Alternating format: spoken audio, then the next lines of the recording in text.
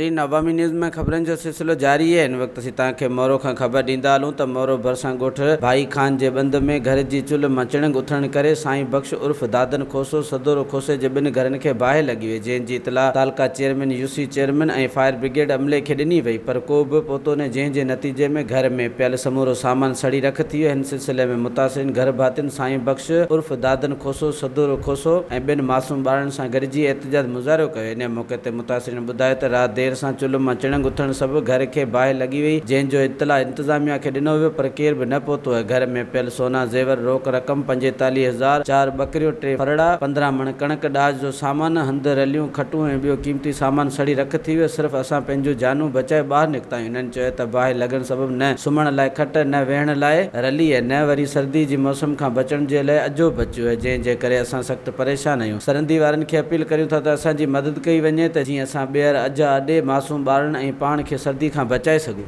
वधीक ख़बरनि ऐं तफ़सील जे लाइ विज़िट कयो असांजी वेबसाइट awamiNewsHD.com ऐं ॾिसंदा रहो अवामी न्यूज़ HD।